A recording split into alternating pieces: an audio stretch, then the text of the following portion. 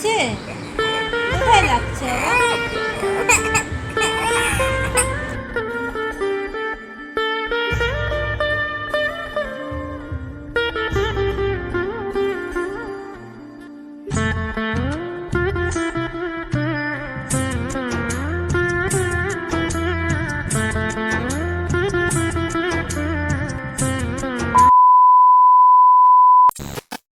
একটা মাস যে কিভাবে চোখের সামনে নিমেষের মধ্যে পেরিয়ে যায় সত্যি বুঝতে পারি না। আগে কিন্তু একটা মাস যেতে যেন কত সময় লাগতো, এখন যেন চোখের পলক পড়তে না পড়তে একটা মাস পেরিয়ে যায় আর ঐশীর সেই কষ্টের দিনটা চলে আসে। তো দেখতেই পাচ্ছ ব্যাগ গোছাচ্ছি, ঐশীকে নিয়ে হসপিটালে যাব। তাছাড়া তো আমাদের কাছে আর কোনো পথ নেই, বাড়িতে যতই কষ্ট হোক বাড়িতে রাখতে পারবো না। ঐশী বলছে আমি যাব না, তুমি চলে যাও। আমি বলছি তাহলে আমি চলে যাব, বলছে তুমি চলে যাও, আমি যাব না। মানে বড় হচ্ছে, বুঝতে পারছে আর ওকে ভুলিয়ে কোনো কিছুতেই নিয়ে যাওয়া যায় না। তো মেদিনীপুর যাওয়ার কথা বললেই, কোনো কাজেও যদি মেদিনীপুর যাওয়া হয়, ওর মনের মধ্যে ফার্স্টেই আসে যে আমাকে হয় ব্লাড টেস্ট করাতে নিয়ে যাবে, না হলে ব্লাড দিতে নিয়ে যাবে। মেদিনীপুর মানেই ও জানে ওকে শুধু কষ্ট দিতেই নিয়ে যাওয়া হয়। তো এইদিকে দেখতেই পাচ্ছ ওর ফাইলটাও ঢুকিয়ে নিলাম, কারণ যেগুলো লাগবে কাগজপত্র, এর আগের বারে আমি আধার কার্ড নিয়ে যেতে ভুলে গেছিলাম। তো মানে অন্য ফাইলে থেকে গেছিলো আর আমার কাছে ছিল না। আমার ভাইকে আবার হোয়াটসঅ্যাপে মেসেজ করে আধার কার্ডটা নিয়েছিলাম, তারপরে ওখান থেকে প্রিন্ট আউট বের করে দিয়েছিল ওরা, আর রিপোর্টটাও আমাদের প্রিন্ট আউট বের করানো হয়নি। তো যাই হোক, এর আগের বারে ব্লাড দিতে গিয়ে যে সিচুয়েশনে পড়েছিলাম, কারণ এত চিন্তায় মানে মাথায় ঢুকে গেছিলো, সেটা তোমরা সকলেই দেখেছো আর জানো। ঐশীর হার্টবিট প্রচণ্ড হাই হয়ে গেছিলো, তার সঙ্গে ওর প্রেশার, মানে বড়দের যে প্রেশারটা উঠে যায় হাই প্রেশার, ঐশীর কিন্তু সেই রকম হাই প্রেশার উঠে যাচ্ছিলো। তো প্রচণ্ড টেনশনে এর আগের মাসে ওকে বাড়ি নিয়ে এসেছি, তার মধ্যে গায়ে জ্বর, মানে ওখানেও ফেলে রাখতে পারছি না, তার মধ্যে বাড়ি নিয়ে চলে এসেছিলাম। আর ঐশীকে দেখো, ও কিন্তু আনন্দের সঙ্গে লিপস্টিক লাগাচ্ছে, মুখে ক্রিম লাগাচ্ছে, চুল আঁচড়ে নিচ্ছে নিজে নিজেই, মানে কত খুশি ও বেরোতে পারছে। একবার করে খুব কান্নাকাটি করছে, মন খারাপ করছে, আর একবার করে এই যে দেখো সাজতে পেলে মেয়েটা আমার কিচ্ছু চায় না। সারাক্ষণ ওকে যদি এইসব দিয়ে রাখো, এইসব নিয়েই থাকবে, তাহলে ওর কিন্তু কোনো মন খারাপ হয় না, কোনো কষ্ট হয় না। তো এইদিকে দেখো গাড়ি চলে এসেছে, আর কিছু করার নেই, খাওয়া দাওয়া করে বেরিয়ে গেছি। ঐশীকে ওটস খাইয়েছি আর ভাতটা নিয়ে নিয়েছি। এর আগের মাসে ওকে ভাত খাইয়ে দিয়েছিলাম সকালে, আর সুজি খাইয়েছিলাম মাঝখান টাইমটাতে। তারপরে ওর অ্যাসিডের কারণে হয়তো জ্বর চলে এসেছিলো। যাই হোক, মোট প্রচণ্ড টেনশন লাগছে এই মাসেও, কারণ আগের মাসের আতঙ্ক কাটিয়ে আমি এখনও উঠতে পারছি না, কারণ আগের মাসে ঐশীর শরীরের সব কিছু এত খারাপ ছিল, সেই জন্য এই মাসেও মনে হচ্ছে যে কী হবে, শুধু ঠাকুরকে ডাকছি ঠাকুর যেন সব ভালো হয়। তো ঐশী ওর দাদিকে বাড়ি যেতে দেয়নি, আর মাও যেতে পারলো না, কারণ যেহেতু ঐশী ব্লাড নেবে আজকে। আর এই দিকে দেখো আমাদেরকে গাড়ি মানে পুলিশে আটকেছে। প্রত্যেক মাসে যখন যায় পুলিশগুলো এইভাবেই আটকায়, বিনা কারণে এত সাফার করায় মানুষকে, কি বলবো। তো দেখতেই পাচ্ছ আমরা এখানে মানে বিল কাউন্টারে বলতে মানে ফর্ম ফিল আপগুলো যেগুলো করতে হয় সেগুলো ঐশীর বাবা করছে, আর আমরা এখানে দাঁড়িয়ে আছি। আর ঐশী বলছে তুমি খাবার নিয়ে এসেছো, তুমি এই এনেছো সেই এনেছো, এইগুলো আমাকে বলে যাচ্ছে। তো ও গাড়িতে তোমরা দেখতেই পেয়েছো ওর হাতে একটা ফ্যান ছিল, তো ওটা দিয়েছে ওই দাদাটা, যেই দাদাটা সঙ্গে আমরা গাড়িতে আসি, ঐশীর জন্য পুজো কিনে রেখেছে, ঐশীকে ওই গিফটটা দিয়েছে। আর ঐশীও পুজোর সময় কিনেছিল, তো ওর দুটো এরকম হ্যান্ড ফ্যান হয়ে গেছে। আর এখানে দেখো মুড়ি ঘুগনি দিয়ে গেছে। ঐশী বলছে আমি খাবো না, বলছি তুমি যে খাবে বললে, ওকে বললাম, তো ও কী করলো, বললো ঠিক আছে খাবো। তো ডিম সিদ্ধ দিয়ে যায়নি, পরে আবার ডিম সিদ্ধ বলতে ওরা আবার ডিম সিদ্ধ দিয়ে গেল। তো ঐশীকে এখন মুড়ি একটু খাইয়ে দিয়েছি আর ডিম সিদ্ধটা খেয়েছে একটু, পুরোটা শেষ করেন। তারপরে বলছে আমার হিসি পাচ্ছে। আর এই দিকে দেখো ওর বাবা ওর জন্য ডাব কিনে দিয়ে বেরিয়ে গেছে, আমাদেরকে ভর্তি করে দিয়ে ব্লাডের লিকুইজেশন দিয়ে জমা দিয়ে সব কিছু রেডি করে ব্লাড আনতে দিয়ে ও গেছে। আর এইদিকে দেখো ঐশী এখন ঘুমিয়ে গেছে মুড়ি খেয়ে দিয়ে। তো তারপরে ব্লাডটা চলে এসেছে এবারে অনেক তাড়াতাড়ি চলে এসেছে। তো ঐশীকে ঘুম থেকে তুলে একটু ভাত খাওয়াচ্ছি। দেখো ভাত কোনো মতে খাবে না, কান্নাকাটি করছে। এইবারে ও আসা থেকে এত কান্নাকাটি করছে, মানে কি বলবো, ভিডিও করিনি কারণ ওকে সামলাবো না, ভিডিও করব। তো তার মধ্যে যতটা পেরেছি একটু একটু করে ভিডিও করেছি। ভাত একদমই খেলো না, জাস্ট 2-4 গাল খেলো, মাছটাও খায়নি। তো ওকে বললাম ডাবের জলটা খেয়ে নাও, তারপরে তো ব্লাড দেওয়া চালু হবে, ডাবের জলটা খেয়ে একটা হিসি করে চলে এসো, তারপরে তো প্যাম্পাস পরে থাকবেই। তো এইদিকে দেখো ডাবের জলটা ওকে খাওয়ানোর পরে ও বলছে মা আমাকে একটু কোলে নাও।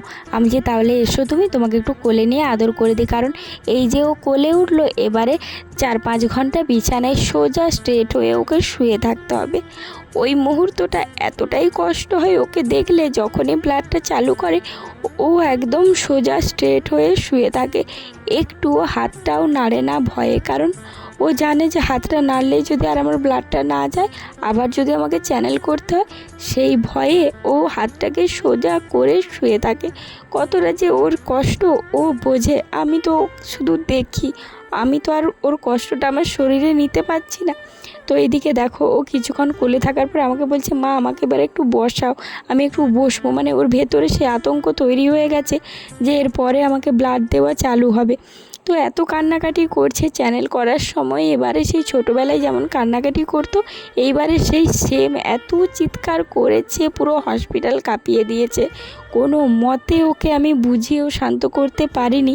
যেই চ্যানেলটা করা হয়ে গেছে তখন সিস্টারকে বলছে আমি তো একটু ইয়ার্কি করছিলাম, আমার কোনো কষ্ট হয়নি, আমি তোমাদেরকে একটু ভয় দেখাচ্ছিলাম। এরকম করে ও আবার আমাদেরকে সান্ত্বনা দিচ্ছে। তো ওই সিস্টার দিদিটা বলছে যে তুমি শুধু আমার কাছেই চ্যানেল করবে, প্রত্যেকবারে এলে আমার কাছে চ্যানেল করবে, আর কারোর কাছে করবে না। ওকে আবার এরকম করে বোঝাচ্ছে, বলছে আমি তো ভালো করে দিয়েছি, লাগেনি, তাহলে আমাকে একটা চকলেট খাবে। ঐশী বলছে হ্যাঁ আমি চকলেট এনেছি তো তোমাকে দেব। তো আজকের দিনে ও যেগুলো ভালোবাসে ওকে দিই, তার মধ্যেই আগে চকলেট নিয়ে আসতাম, এবারে আর নিয়ে আসিনি। লাগছে? কোথায় লাগছে বাবা? লাগছে বাবা?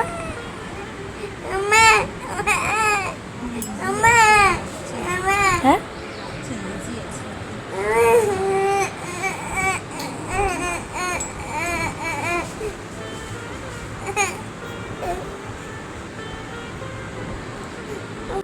এইখানে দেখো ওর ব্লাডটা চালু হয়ে গেছে। তো ঐশী প্রচণ্ড কান্নাকাটি করছিল যখন পাইপটা দিচ্ছিল। তো এখন দেখো চুপ করে শুয়ে আছে, ওর হাতটা দেখো কেমন করে রেখেছে। ও কিন্তু আর একবারও ওর হাত নাড়বে না, যত কান্নাকাটি করুক, যত চিৎকার করুক, তবু ওর নিজের হাতটাকে একটুও নাড়ায় না, ওইভাবে রাখে। আর আমি মাঝে মধ্যে কি করি, হাতটা একটু হাত বুলিয়ে দিই, হাতটাকে নাড়াচাড়া করি, কারণ হাতটা ওইভাবে থাকতে থাকতে আমাদের স্বাভাবিক ঝিনঝিন করে হাত পা সব কিছু। তাতেই ও অতক্ষণ বসেছিল বলে ওর পাগুলো খুব ঝিনঝিন করছিল। আমাকে বলছে মা আমার পাগুলো কেমন একটা করছে, ঝনঝন করছে। ও আবার আমাকে এরকম করে বলছে। এত কষ্টের মাঝখানে ও এমন এমন কথা বলে, আমি আবার না হেসে থাকতে পারি না। তো ওর দেখো হাতগুলো মানে একদম সাদা হয়ে গেছে, কারণ ব্লাডটা তোমাদেরকে বলা হয়নি ওর হিমোগ্লোবিনটা কতটা আছে। যেহেতু ওর 1 মাস হয়ে গেছিলো, তো ওর ব্লাড ছিল 7.4, মানে আর 2-4 দিন পরে ওর 6-এ ব্লাডটা নেমে যেত। তো সেই মানে কিছু করার নেই, জানি যে এতটা ওর কমেই যাবে। তো সেই জন্য কালকে ব্লাড টেস্ট করিয়েছি, আজকে ব্লাড দিতে চলে এসেছি। ঐশীর হাতগুলো দেখে তোমরা বুঝতেই পারছো একদম সাদা ফ্যাটফ্যাটে হয়ে গেছে, ঠোঁটও ফ্যাকাশে হয়ে গেছে। তো কিছু করার নেই, অপেক্ষা আর করলাম না। সেই জন্য মানে আজকে বৃহস্পতিবার, তবুও চলে এসেছি। ঐশীর বাবা বল বৃহস্পতিবার শনিবার এগুলো দিতে চায় না, তবু কিছু করার নেই। এই যে দেখো ওর পাগুলো একটু টিপে দিচ্ছি, কারণ বলছি মা আমার পাগুলো না খুব ঝনঝন করছে, তুমি একটু হাত বুলিয়ে দাও তো। আমি যে দিচ্ছি, তুমি যতক্ষণ বলবে ততক্ষণ হাত বুলিয়ে দেবো, একটুক্ষণ করলেই তারপরে বলবো আর করতে হবে না, আমার হয়ে গেছে। এত মানে ও কাউকে কষ্ট দেবে না, এই রকম মানে ও নিজে দেখতেই পাচ্ছ তোমরা পাগুলোকে, দুটো পায়ে কি কেমন করে আটকে রেখেছে, মানে ঝিনঝিন করছে তো ও মানে পাচ্ছে না থাকতে, তবুও বলছে না আমাকে একটু উঠিয়ে বসাও। অনেকক্ষণ এরকম শুয়ে থাকার পরে আমাকে একবার করে বলে, মা আমি একবার বসবো একবার বসবো। আমি বলি মাম্মা তুমি যদি বসো তাহলে ব্লাডটা তো যাবে না, তখন আবার হয়তো চ্যানেল করবে, সেই ভয়ে আর উঠে বসে না। এইদিকে দেখো অনেকক্ষণ ব্লাডটা 1 ঘন্টা হওয়ার পরে যখন দেখলাম ব্লাডটা এই মাসে ভালো যাচ্ছে, তো আমি ওকে বললাম তুমি তাহলে একটু শুয়ে থাকো, আমি খেয়ে নিই মাম্মা। তখন আমি বলছি তুমি কি খাবে? বললো না আমি আর ভাত খাবো না। তো ও এখন শুয়েছিল আর আমি ভাতটা খেয়ে নিয়েছি। আর এইদিকে দেখো আমাকে বলছে তুমি আমার কাছে একটু শুও, আমার কাছে শুয়ে তুমি আমাকে একটু আদর করো। তো দেখতেই পাচ্ছ ওর সঙ্গে আমি ও মানে যেটা চাইছে সেই রকমই করি, মানে ওকে যেভাবে হোক বিজি রাখি, যাতে ব্লাডটা যাচ্ছে যে ও যেন না বুঝতে পারে, ও যেন কান্নাকাটি না করে। ও কান্নাকাটি করলে ওর হার্টে চাপ পড়ে, তখন ওর মানে সব দিকেই বেশি কান্নাকাটি করলে প্রেশার বেড়ে যায়, মানে পালসটা আপ ডাউন করে, সেইগুলো প্রচণ্ড কষ্ট হয়। সেই কারণে ও যেটাই বলে আমি সেইটাই মানে করার চেষ্টা করি। আর এইদিকে দেখো পুরো ফাঁকা, এই বেডটাতে ছিল পেশেন্ট, ওরা বাড়ি চলে গেছে আজকে। আর এইদিকে দেখো পুরো ফাঁকা। ঐশী বললো আমি একটু রং করব, তুমি কাগজটা ধরো। তো সেই রকমভাবেই দেখো খাতাটা ধরে রেখেছি, ও যা পাচ্ছে শুয়ে শুয়ে করছে। শুয়ে শুয়ে কি আর আঁকা যায়? তবু যাই মন যাচ্ছে ও করছে, আর খাতাটা আমি ধরে আছি। এইদিকে দেখো একবার করে দেখছে ওর ব্লাডটা পড়ছে নাকি, আর আমাকে বলছে মা আমার ব্লাডটা এবারে না খুব ভালো পড়ছে, খুব ভালো পড়ছে, এইরকম করে যাচ্ছে। আর ওর চিৎকার করছে কেন কাঁচি হাত দিয়েছে ওরা, কেন কাঁচি হাত দিয়েছে। আমি বলছি তোকে কিছু করবে না, ব্লাড তো দেওয়া শেষ হয়ে গেছে বাবা, আর কিচ্ছু করবে না, একদম শেষের দিকে। তো এতটাই ওর ওজন অনুযায়ী যতটা ব্লাড লাগবে সেইভাবে ওকে ব্লাড দেওয়া হয়, কারণ ওর এই বয়সে ওর যে পরিমাণ ওজন, ওর 1 প্যাকেট ব্লাড লাগে না। তো ব্লাড দেওয়া শেষ হয়ে গেছে, ওকে একটু জল খাওয়ানোর পরে যে দাদাটা ব্লাড এনে দেয়, ফোন করেছিলাম যে আমাকে 2টো চিড়ে প্যাকেট এনে দাও, একটা বলেছিলাম 2টো দিয়ে গেছে। তো ঐশী একটা খেয়েছে, আমি একটা খেয়েছি। আর এইদিকে দেখো প্রত্যেকবারে আলু ভাজা মুড়ি দেয়, আমি এবারে বলেছিলাম যে স্যুপ দিতে, ঐশী স্যুপটা খেতে ভালোবাসে, তো স্যুপ দিয়ে গেছে। ঐশী বলছে আমি বিস্কুট কিন্তু খাবো না। আমি বলছি তোমাকে বিস্কুট খেতে হবে না, চিড়ে ভাজাটা খেয়েছো, স্যুপটা খাও। ও দেখো স্যুপটা দেখে বলছে আমি একটু টেস্ট করে দেখি, বলছে সাদা কেন, আমি সাদা খাবো না। আমি তুমি দেখো না ভালো খেতে, তারপরে ওর ভালো লেগেছে, তারপরে পুরো স্যুপটাও খেলো। তো এইদিকে দেখো সিস্টার দিদির কাছে মানে চা দিয়ে গেছিলো, তো আমাকে বলছে তুমিও একটা খাও। তো সেই রকমভাবে দেখো আমাকে একটা দিয়েছে, আমি খাচ্ছি। কোনো দিনই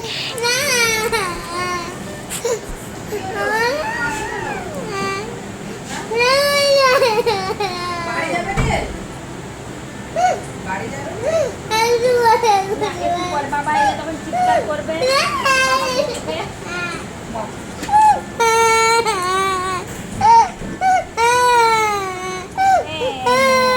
কি হচ্ছে তোর, লাগছে? এটা কি লাগছে তোমার?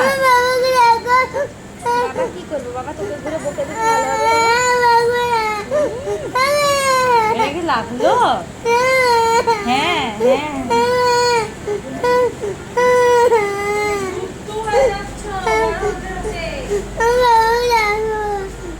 দেখো ঠান্ডা ঠান্ডা, আবার আমি ঠান্ডাটা দিচ্ছি তো, এটা ঠান্ডা ঠান্ডা নয়।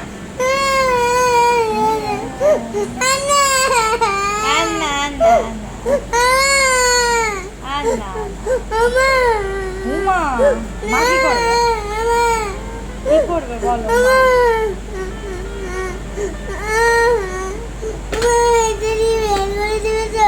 বাবা দেখো তোমাকে কষ্ট দেবে না বলে ঠান্ডা করে দিল।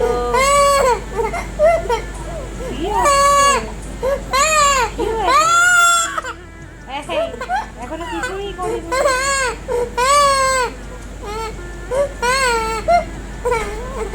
লাগলো? হ্যাঁ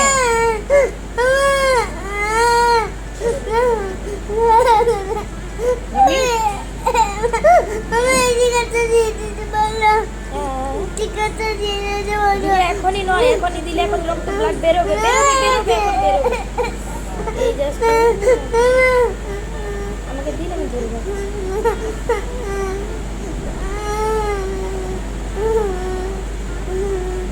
ধরে ধরে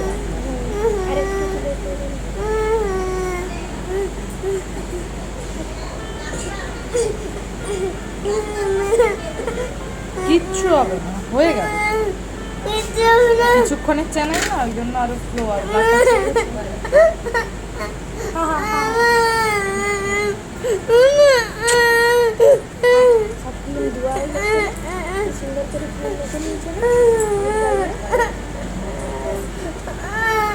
স্টিকার দিয়ে দেবো।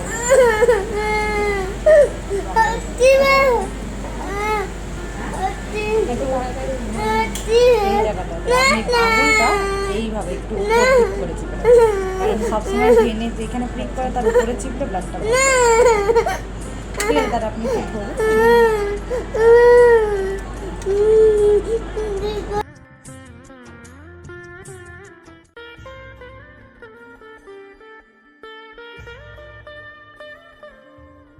ঐশীর চ্যানেলটা খুলে দিয়েছে, তো আমি বললাম যে চ্যানেলটা খুলে দিন, কারণ ওকে ওই ঘুম পাচ্ছে ঐশীর, তো ঘুমিয়ে যাবে। আর ওর বাবা এলে ওর বাবাকে দেখলে ও আরও বেশি চিৎকার করে, কারণ মানে বুঝতেই পারছো মেয়েদের বাবার কাছে একটু বেশি আবদার। ও যদিও আমার কাছে চুপ করে থাকে, বাবা থাকলে তো একদম এত চিৎকার করবে সে, মানে ওকে মানে একদম সামলানো যায় না। সেই কারণে ওর বাবা আসার আগেই আমি চ্যানেলটা খোলা করিয়েছি ওদেরকে দিয়ে, তো চ্যানেলটা খুলে দিয়েছে। এবারে ও দেখো ঘুমিয়েও গেছে আমার সঙ্গে, আমাকে বলছে একটু শুবো, তো দুজনেই শুয়েছিলাম। শুয়ে থাকতে থাকতে দেখি ঐশী ঘুমিয়ে গেছে। তো ঐশী এখন ওর বাবার কোলে আছে, ওর বাবা বিল টিল পেমেন্ট করে এসেছে, ঐশীকে কোলে নিয়ে আছে। আর আমি এইদিকে দেখো সব কিছু গুছিয়ে নিয়েছি, এবারে আমরা বেরোবো। তো ঐশীর বাবাও অনেকক্ষণ এসেছে, এসে মানে যা কাজকর্ম থাকে বুঝতেই পারছো একটা হসপিটালে কত কি মানে তাদের বিল পেমেন্ট করা, ফাইল আনা, অনেক কিছু সই সব কিছু থাকে, সেইগুলো সব আমরা কমপ্লিট করে এবারে আমরা বেরোচ্ছি। তো এখন দেখো আমরা নিচে এসে বসে আছি, কারণ আমাদের যে গাড়িটা আসবে ওই দাদাটা এখনও আসেনি, কারণ আজকে জগদ্ধাত্রী পুজোর অষ্টমী, তো চারিদিকে মানে প্রসাদ দেওয়া এই করা এইসবে ব্যস্ত ছিল, সেই জন্য আসতে পারেনি। আর এইদিকে দেখো আমার কি অবস্থা হয়েছে, সিস্টাররা আসছে, এক একজন আসছে আর বলে বলে যাচ্ছে যে তোমার কি হয়েছে, তুমি এরকম শুকিয়ে গেছো, চোখ মুখ এরকম বসে গেছে, তোমার কি কিছু হয়েছে? আমি বলছি না না, মেয়েটার টেনশনে নিজের শরীরটার আর যত্নও নেওয়া হয় না, দিন দিন মানে শরীরটা খারাপ হয়ে যাচ্ছে। অন্য কোনো শরীর খারাপ বলতে অন্য কিছু নেই। তো ওরা বলছে একদমই চিনতে পারছি না, একবার এসে ঘুরে গেছি কিন্তু তোমায় চিনতে পারিনি, নিজের দিকে একটু যত্ন নাও। আমি বলছি আমার আর যত্ন নেওয়া এই জীবনে হবে না যতদিন না আমার মেয়েটা ভালো হচ্ছে। তো এইসব কথা হচ্ছিল ওদের সঙ্গে। তো যাই হোক, এইদিকে দেখো গাড়ি চলে এসেছে আর ঐশীকে নিয়ে বেরিয়ে গেছি। তো এইদিকে দেখো পুজোর ঐশী বলছে আমি গাড়ি থেকে নেমে ঠাকুর দেখবো। আমি বলছি না, আজকে আর ঠাকুর দেখা এইসব করতে হবে না, চলো বাড়ি চলো, শরীরটা অসুস্থ আছে। কারণ এর আগের বারে এই দাদা আমাদেরকে ঠাকুর দেখিয়েছিল, তোমাদেরকেও আমি ভিডিওতে দেখিয়েছিলাম। আর দেখো ঠাকুরের ভোগ কালকের ভ্লগেই বলেছি যে এবছর হয়তো ঠাকুরের ভোগ খেতে পাবো না, কিন্তু ঠাকুরের ইচ্ছে থাকলে কে আর আমাদের কাছ থেকে কেড়ে নিতে পারে, তাই না? দাদাটা আমাদের জন্য দেখো ভোগ নিয়ে এসেছে, খিচুড়ি ভোগ, তো এটা বাড়িতে গিয়ে সবাই মিলে খাবো। তো এর আগের বছরের ভ্লগে দেখিয়েছিলাম মানে জগদ্ধাত্রী ঠাকুরের 40 কেজি সোনার গয়না পড়েছিল, সেই ঠাকুরটা তোমাদেরকে দেখিয়েছিলাম। এবছর আর দেখতে যাওয়া হয়নি, কারণ কালকেই দেখিয়েছিলাম ঐশীকে ঠাকুর, যেহেতু ওকে দেখিয়ে নিয়েছি সেই জন্য আর গাড়ি থেকে কোথায়, বুঝতেই পারছো চারদিকে নো এন্ট্রি করে দিয়েছে মেদিনীপুরে, আর প্রচণ্ড রাস্তায় ভিড়, কোথাও গাড়ি দাঁড় করে ঠাকুর দেখার মতো অবস্থায় ছিলাম না। তো বাড়ি চলে এসেছি, ঐশীও ড্রেস চেঞ্জ করে নিয়েছে, মা জল টল ওকে খাইয়ে দিয়েছে। আর ঐশী এবারে এসে খুব খুশি, কারণ এসেই ও গিফট পেয়েছে। ওর মামা এটা অর্ডার করেছিল ওর বার্থডে গিফট হিসেবে, বার্থডের দিনে তো আসেনি, তো আজকে এসেছে। আর ও এসেই এটা পেয়ে খুব খুশি। আর ওর দাদিও আছে, মানে বাড়িতে লোকজন থাকলে ছোট বাচ্চার যা হয়, ও কিন্তু এবারে সেই রকম খিটখিটে করেনি। তারপর জানি না রাত্রে কি করবে। এইদিকে দেখো এইগুলো পেয়ে এত খুশি হয়েছে। আর যেহেতু ওর আজকে খাওয়া দাওয়া একদমই ঠিকমতো হয়নি, এইগুলো করতে করতে আমি বসেছিলাম সবার সঙ্গে গল্প করছিলাম। তো ঐশী এসে আমার কোলে বসে আমার কানে কানে বলছে, মা তুমি আমাকে আজকে কিছু খাওয়াবে না? আমি বলছি কেন বাবা? বলছে আমার না খুব খিদে পাচ্ছে। আমি বলছি আমার জীবনে প্রথম শুনলাম তোর খিদে পাচ্ছে, মানে সারাদিন এত ধকল গেছে শরীরে, ও ও বলছে আমার খিদে পাচ্ছে, মানে শুনেও মানে আমরা সবাই অবাক হয়ে গেছি। তো এইদিকে দেখো কি কি ভোগ দিয়েছে, খিচুড়ি ভোগ দিয়েছে, তার সঙ্গে একটা লাবড়া ছিল আর চাটনি পায়েস। মানে বুঝতেই পারছো ঠাকুরের ভোগ মানে অমৃত।